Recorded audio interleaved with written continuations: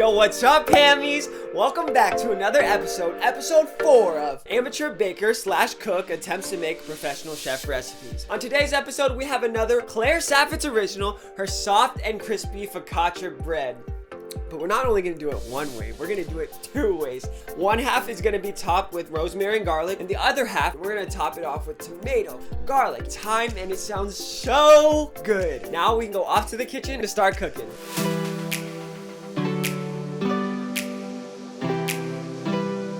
Alright, now we got all our ingredients. We got our focaccia stuff over here, and we got the stuff for the toppings here. We got the tomato, the rosemary, the thyme, salt, red pepper, garlic, and now we can start cooking. Back with our trusty stand mixer. We have our active dry yeast. Add that to the stand mixing bowl.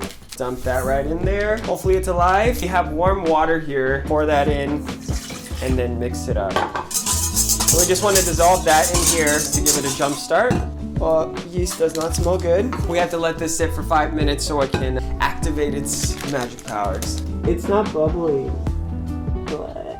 Is the water not hot enough? Shoot. Do I do it again? So this looks a little more active. So hopefully this works. Now we're gonna add in more water, 67 grams or something like that. And then we're gonna add the salt and the flour. And we're just gonna stir that up. Oh shit. Be careful when you pour that in. I put that into the mixer. I have no attachment here. Got our dough hook. Never used one of these before. Put it on stir till it incorporates.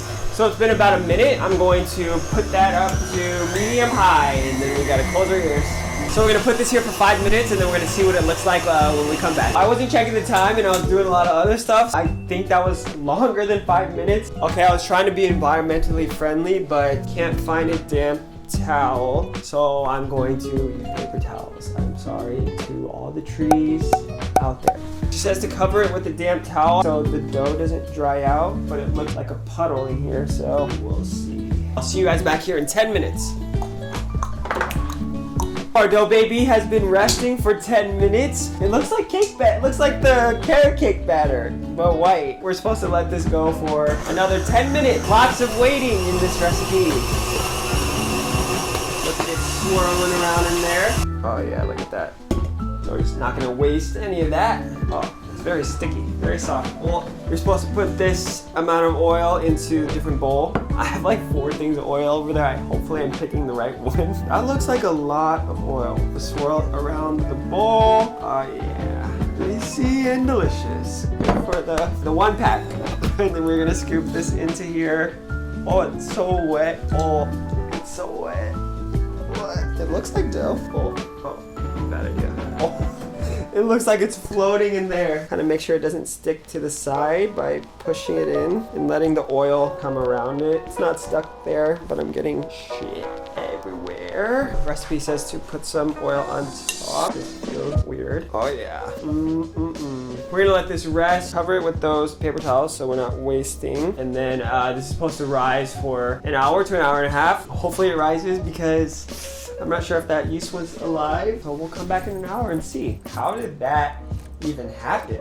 While the dough is resting and hopefully rising, we're gonna start preparing our toppings for when we actually bake the focaccia. So get a tablespoon of rosemary, which is this. The recipe calls for double what I'm using right now, but since I'm doing half and half, we're gonna split the ingredients by half as well. See, like, are you supposed to like flatten them, or 1 tablespoon? I don't know what that means. Put that in there. Now we gotta chop this garlic into really thin slices, which my knife skills are shit. So we'll see. Gotta get up and close and personal. You always see them go like, if I did that, I would chop my hand off. Gonna put that in this oil. I'm not sure if I'm gonna do this right. The grated tomato, so the recipe called for like a beefsteak tomato, which I've never heard of, and my grocery store doesn't sell that. So I just got the largest tomato I could.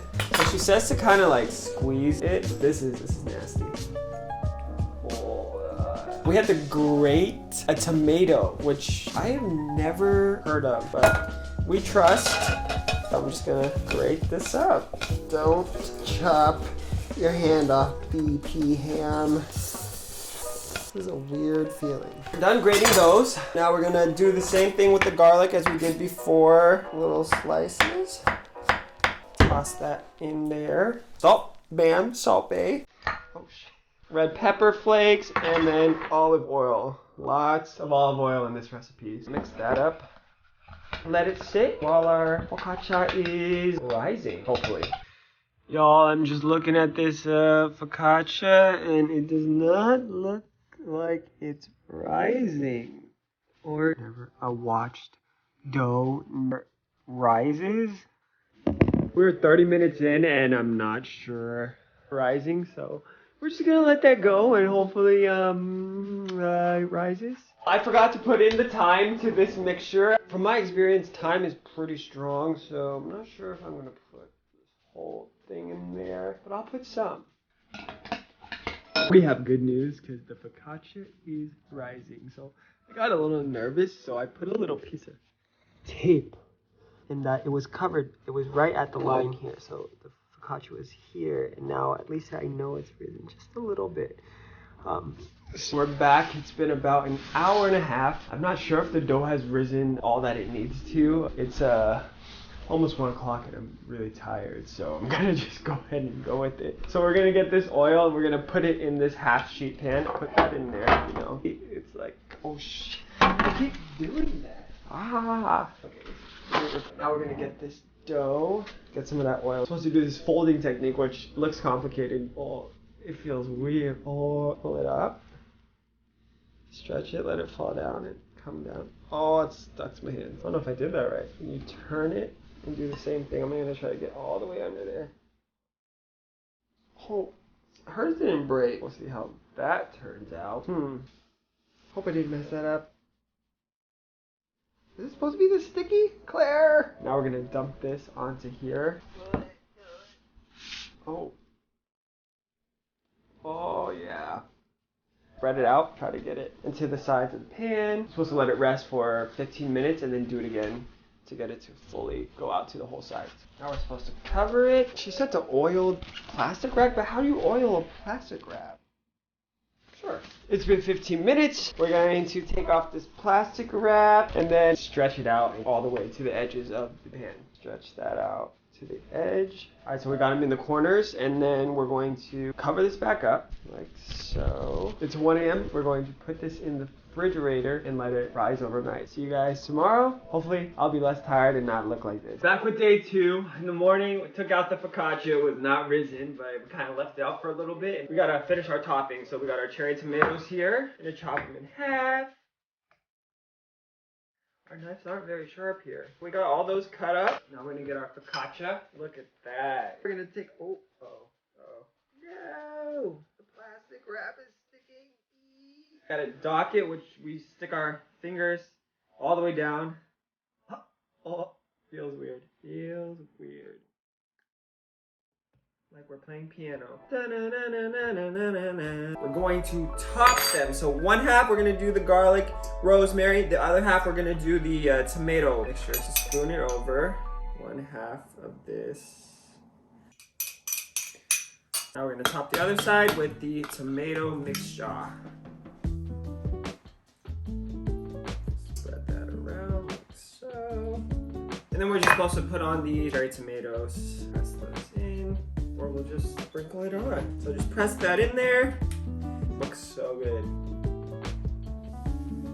So now we're gonna put this in a preheated 450-degree oven. On the bottom rack. Ooh. Awesome, so that's gonna bake for around 25 minutes. The bread has been baking. I think ready to come out the oven. So let's take a look. Oh. Look at that. It smells so good. Just look at that. Now we're back. The focaccia has been taken out of the oven. It smells so good. All right. Oh yeah, look at that. I mean, look at that. Ooh, oh, so fluffy on the inside. Oh, I love focaccia.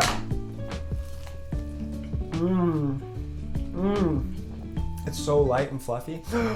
I didn't sprinkle flaky salt on top. I forgot. Crap. Guess we'll just do it now. Let's try the other side. Mmm. Mmm. Oh wow, that side's better. Oh. Mmm. Very good, Claire. What is it? A focaccia. How you spell it? Focaccia. Focaccia. My first time there.